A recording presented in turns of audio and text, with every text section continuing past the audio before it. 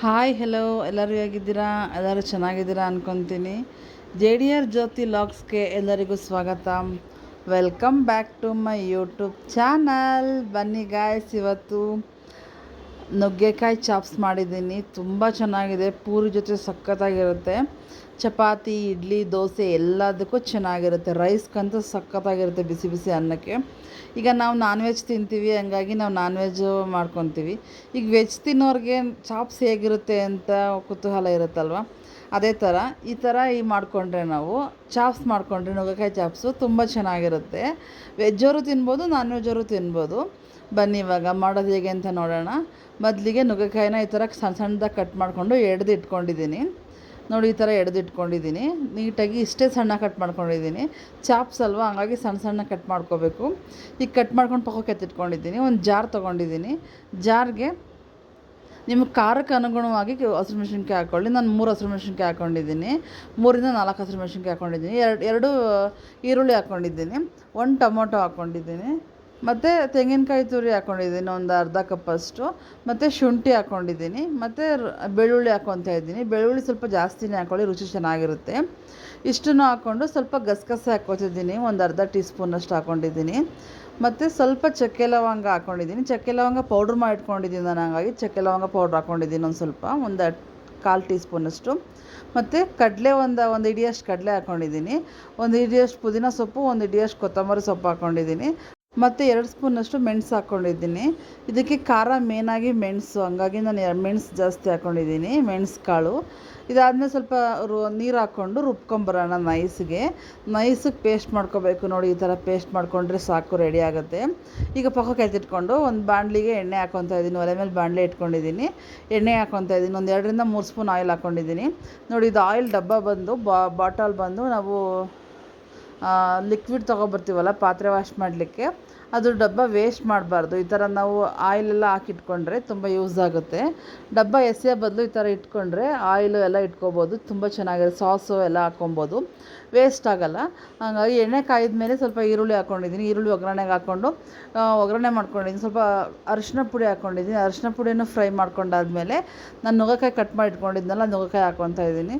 ನುಗ್ಗೆಕಾಯಿನ ನೀಟಾಗಿ ಫ್ರೈ ಮಾಡ್ಕೋಬೇಕು ಎಣ್ಣೆಲೇ ಚೆನ್ನಾಗಿ ಫ್ರೈ ಆದರೆ ನುಗ್ಗೆಕಾಯಿ ತುಂಬ ಚೆನ್ನಾಗಿರುತ್ತೆ ಟೇಸ್ಟು. ಈಗ ನಾವು ಚಿಕನ್ ಹೆಂಗೆ ಫ್ರೈ ಮಾಡ್ಕೋತೀವಿ ಅದೇ ರೀತಿ ನುಗ್ಗೆಕಾಯಿನೂ ಇದೇ ಥರ ಫ್ರೈ ಮಾಡ್ಕೋಬೇಕು. ಈಗ ನೀಟಾಗಿ ಫ್ರೈ ಮಾಡ್ಕೊಂಡಾದ್ಮೇಲೆ ನಾವು ಆಲ್ರೆಡಿ ರುಬ್ಕೊಂಡಿದ್ವಲ್ಲ ಆ ಮಸಾಲ ಹಾಕ್ಕೊತಾ ಇದ್ದೀನಿ. ನೋಡಿ, ಆ ಮಸಾಲ ಹಾಕ್ಕೊಂಡು ನೀಟಾಗಿ ತಿರುಗಿಸ್ಕೊಬೇಕು. ಮಸಾಲ ನಮ್ಗೆ ಎಷ್ಟು ತೆಳು ಬೇಕು, ಗಟ್ಟಿ ಬೇಕು ಗೊತ್ತಾಗುತ್ತೆ. ಚಾಪ್ಸ್ ಬಂದು ಯಾವಾಗಲೂ ಸ್ವಲ್ಪ ಗಟ್ಟಿಯಾಗಿ ಮೀಡಿಯಮಾಗಿರಬೇಕು, ತೆಳು ಆಗಬಾರ್ದು. ಹಂಗಾಗಿ ಈ ಥರ ನೀಟಾಗಿ ಮಿಕ್ಸ್ ಮಾಡ್ಕೊತಾ ಇದ್ದೀನಿ. ಡ್ರೈಯಾಗೆ ಮಿಕ್ಸ್ ಮಾಡ್ಕೋಬೇಕು.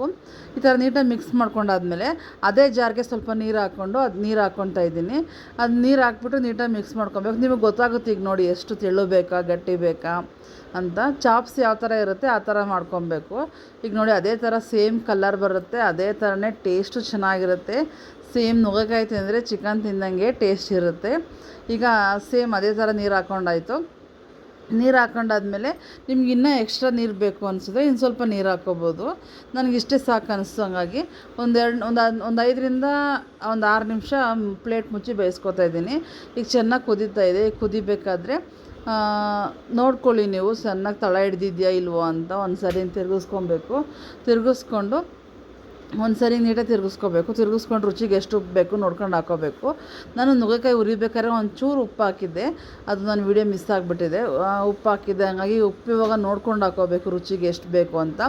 ನುಗ್ಗೆಕಾಯಿ ಹುರಿಬೇಕಾದ್ರೆ ಯಾಕೆ ಉಪ್ಪು ಹಾಕಿದ್ದೆ, ನುಗ್ಗೆಕಾಯಿ ಸ್ವಲ್ಪ ಉಪ್ಪು ಹಿಡೀಲಿ ಅಂತ ಹಾಕಿದ್ದೆ. ಈಗ ಉಪ್ಪನ್ನ ನೋಡ್ಕೊಂಡು ಹಾಕ್ಕೊಂಡು ತಿರುಗಿಸ್ಕೊಂಡಿದ್ದೀನಿ. ಈಗ ಇನ್ನೊಂದು 2 ನಿಮಿಷ ಪ್ಲೇಟ್ ಮುಚ್ಚಿ ಕುದಿಸ್ಕೊತಾ ಇದ್ದೀನಿ. ಈಗ 2 ನಿಮಿಷ ಪ್ಲೇಟ್ ಮುಚ್ಚಿ ಕುದಿಸ್ಕೊಂಡಿದ್ದೀನಿ. ಇದು ಬೇಗ ಬೆಂದೋಗ್ಬಿಡುತ್ತೆ ನುಗ್ಗೆಕಾಯಿ ಯಾವಾಗಲೂ ಸಾಫ್ಟ್ ಇದೆ, ಬೇಗ ಬೆಂದೋಗ್ಬಿಡುತ್ತೆ, ಎಳೆ ನುಗ್ಗೆಕಾಯಿ ಅಲ್ವಾ. ಹಂಗಾಗಿ ನೋಡಿ, ರೆಡಿ ಆಯಿತು ಚಿಕನ್ ಗೊಜ್ಜು ಅಲ್ಲ, ನುಗ್ಗೆಕಾಯಿ ಚಾಪ್ಸು. ತುಂಬ ಚೆನ್ನಾಗಿದೆ, ನನಗಂತೂ ತುಂಬ ಇಷ್ಟ ಆಯಿತು.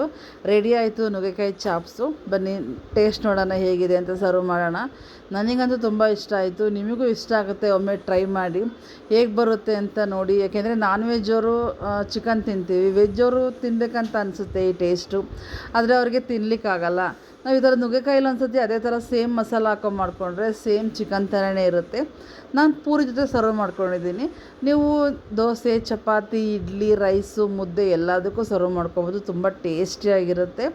ನನಗಂತೂ ತುಂಬ ಇಷ್ಟ ಆಯಿತು. ನಿಮಗೂ ಇಷ್ಟ ಆಯಿತು ಅಂತ ಅಂದ್ಕೊತೀನಿ. ಇಷ್ಟ ಆಗಿದ್ದರೆ ಲೈಕ್ ಮಾಡಿ, ಶೇರ್ ಮಾಡಿ, ನಮ್ಮ ಚಾನಲ್ನ ಸಬ್ಸ್ಕ್ರೈಬ್ ಮಾಡ್ಕೊಳ್ಳಿ, ನಿಮ್ಮ ಫ್ಯಾಮಿಲಿ ಫ್ರೆಂಡ್ಸ್ಗೆಲ್ಲ ಶೇರ್ ಮಾಡಿ ಅಂತ ಹೇಳ್ತಾ, ಇನ್ನೂ ಹೆಚ್ಚು ಇದೇ ಥರ ವೆರೈಟೀಸ್ ಫುಡ್ಗಳನ್ನ ಹಾಕ್ತಾಯಿರ್ತೀನಿ. ನಾನ್ ವೆಜ್ ಪ್ರಿಯರಿಗೆ, ನಾನ್ ವೆಜ್ ತಿಂದೇ ಇರೋರಿಗೆ, ವೆಜ್ ಅವ್ರಿಗೆ ಎರಡೂ ನಾನು ಹಾಕ್ತಾಯಿರ್ತೀನಿ.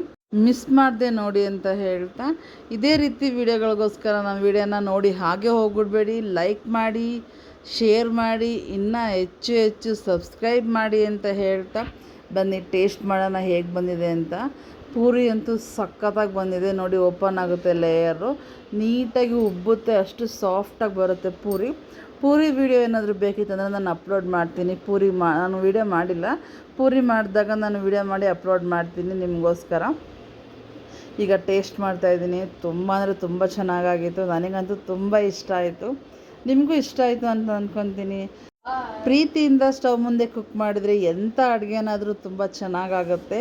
ಒಮ್ಮೆ ಟ್ರೈ ಮಾಡಿ ಅಂತ ಹೇಳ್ತಾ ಮತ್ತೆ ಸಿಗ್ತೀನಿ. ಬಾಯ್ ಗಾಯ್ಸ್, ಬಾಯ್, ಧನ್ಯವಾದಗಳು.